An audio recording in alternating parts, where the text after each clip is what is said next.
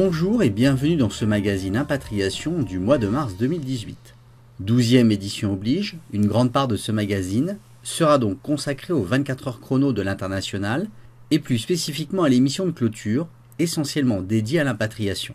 Un constat sur les motivations des impatriés, Cocorico pour Paris en tête des investissements immobiliers en Europe, mais tout de suite avant de commencer, un appel à témoins. Vous gérez des impatriés ? Participez à la 4e enquête réalisée par Paris21.tv et parrainée par Open Sky International, intitulée « Quelle scolarité pour les enfants d'impatriés ?» Celle-ci va nous permettre pour la 4e année de répondre aux interrogations liées à la scolarisation des enfants des impatriés résidant en France. Pour accéder au questionnaire, rendez-vous sur mondissimo.com.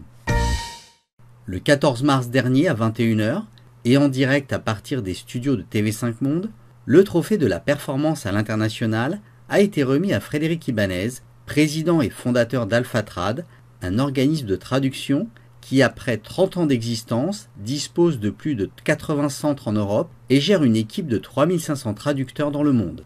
Un extrait à suivre tout de suite. C'est l'heure maintenant d'un moment un peu solennel, comme chaque année.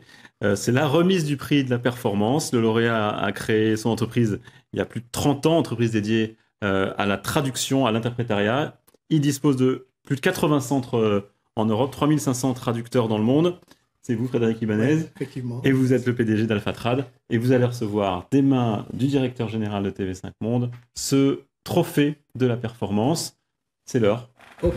De la passation. Alors, je tiens d'abord à dire qu'il n'y a pas de question de conflit d'intérêts parce que nous, nos programmes sont sous-titrés en 14 langues, mais nous faisons appel à pas mal de sociétés, mais pas la vôtre. Pas encore.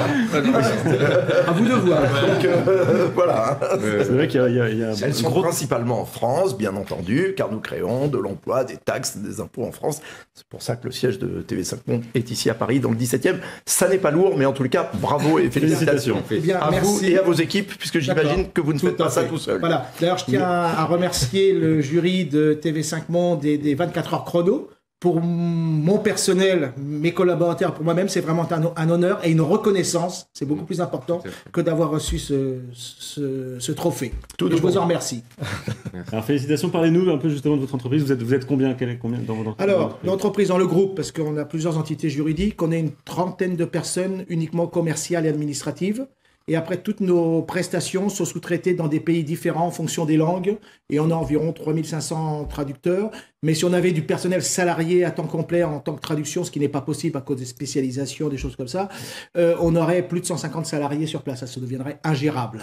Donc, votre spécialité, c'est proposer des traductions aux entreprises? Voilà, on fait principalement des traductions via Internet, des mises à disposition d'interprètes, des sous-titrages, du doublage de voix et des transcriptions audio. Et on est en train de mettre en place un nouveau produit qui va permettre de ne plus déplacer les interprètes chez les clients. On a lancé le produit avec des salles de conférences virtuelles, des espèces de pieuvres, j'appelle ça une pieuvre qu'on pose au milieu d'un bureau. Ça s'appelle comme ça. Voilà, pour que les clients arrivent à avoir des interprétations à des coûts moindres en évitant les déplacements et en simplifiant le travail puisqu'il n'y aura plus l'interprète ne sera plus sur place et c'est l'avenir. Voilà.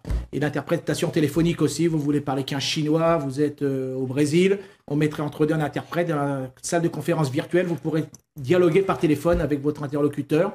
L'avantage, c'est que tout ça peut être enregistré, retranscrit, ça peut laisser des preuves quand les gens veulent des rapports des entretiens. Est-ce que vous craignez l'arrivée des traducteurs automatiques qui vont... Pas du tout, ça ne fonctionne pas, parce qu'il n'y a pas de traducteur, il n'y a pas de traducteur automatique, il n'y a que des systèmes de comparaison. Il y a des immenses bases de données, genre Google, qui ont beaucoup de documents parce qu'ils les récupèrent sur leur site, sur les sites web. Ils comparent et ils font des suggestions. Mais le travail va changer. Il est évident que la profession va changer. Il y aura beaucoup plus de relecture que de traduction, mais la traduction existera toujours. Durant cette même émission, on a pu également prendre connaissance de l'impact de la nouvelle loi de finances sur la situation des impatriés en France grâce aux interventions de Stéphanie Lemaine-Tenaillot et de son confrère Nicolas Pregliasco, tous deux avocats au sein du cabinet Galahad. Un extrait à suivre. Ce que la loi de finances apporte, elle apporte quand même de très nombreux changements. C'est quand même une loi un peu d'attractivité, c'est-à-dire qu'il y a des régimes qui sont mis en place, notamment sur les revenus de capitaux mobiliers, donc les dividendes, les intérêts, les plus-values de cession de droits sociaux notamment, qui maintenant vont être soumis à ce qu'on appelle le prélèvement forfaitaire unique, donc qui est un prélèvement qui se substitue au barème progressif de l'impôt sur le revenu, en fait, assez basiquement, qui est un prélèvement au taux global de 30%, qui inclut donc 17,2% de CSG-CRDS et uniquement donc 12,8% d'impôt sur le revenu, ce qui veut dire que bon, on est quand même avec un taux sur les moyens qui frappent ces revenus maintenant qui est extrêmement faible. On rappelle que le premier taux d'imposition au barème progressif, c'est 14%, donc 12,8%, on est en dessous de la première tranche du barème progressif, plus prélèvements sociaux, mais c'était déjà le cas avant. Et j'ajouterais juste ça sur le volet patrimonial. Il y a bien entendu, même si ça ne concernait pas forcément les impatriés directement, il y a la suppression de l'ISF tout de même, qui est remplacée par un impôt sur la fortune immobilière, qui est nouveau, mais qui effectivement ne frappe que la fortune immobilière, avec une exclusion de sa base de l'ensemble des éléments de fortune qui étaient avant inclus dans la base de l'ISF, c'est-à-dire notamment les droits sociaux qui ne constituent pas des biens professionnels, les biens meubles, les objets de luxe. Voilà. Donc on est vraiment dans une loi qui rend, on va dire, la juridiction fiscale française plus attractive, mais pas sans distinction, c'est-à-dire que c'est pas axé uniquement sur l'impatriation. Une émission à retrouver dans son intégralité sur 24hchrono-international.com. La francophonie a elle aussi été longuement abordée, avec notamment le lancement de Big Planet à 19h35, un tout nouveau réseau social d'actualité et d'information dédié aux francophones du monde entier. Pour le découvrir, rendez-vous sur bigplanet.com. Comme chaque mois, un nouveau constat que nous révèlent les résultats de la 3e enquête parrainée par la société de banque et d'expansion Expatriate in France, Tell Us About Your Life. Pour la première fois depuis 3 ans, on constate un bouleversement dans les motivations des impatriés à venir s'installer en France. En effet, ni l'intérêt de la mission, ni la rémunération ou encore l'apprentissage de la langue et l'enrichissement culturel ne sont de réelles motivations pour ces nouveaux impatriés. C'est l'attrait de la vie en France qui est devenu une motivation majeure pour venir s'y installer. Seuls 22% des impatriés ont été motivés par l'envie de quitter leur pays respectif. Une grosse différence avec les Français qui, en 2013, étaient plus de la moitié à être partis travailler ailleurs pour essentiellement quitter leur pays d'origine. Pour en savoir plus sur le sujet, consultez les résultats accessibles sur expatriatesinfrance.com. D'après une récente étude publiée par le CBRE, Paris serait devenue la ville la plus prisée en Europe par les investisseurs immobiliers. Passée de la 5e à la première place, elle aurait ainsi bénéficié de 6 milliards d'euros d'investissement. Mais la tendance dans toute l'Île-de-France est à la hausse, puisqu'au total cette région serait concernée par 10% de l'investissement global européen.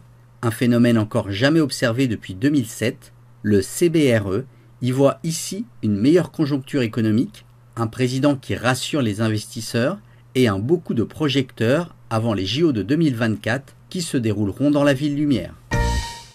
Enfin, pour les entreprises ayant besoin des services de déménagement, sachez que Bailly Déménagement propose ses services en France et à l'international, disposant de ses propres agences dans de nombreux pays étrangers, mais travaillant également en collaboration avec plus de 500 partenaires positionnés dans le monde entier, du fret aérien, maritime, route ou service de relocation, en passant par le stockage, tout sera fait pour vous simplifier la vie. Pour un devis, déménagement-bailly.fr. Merci de nous avoir suivis et rendez-vous le mois prochain.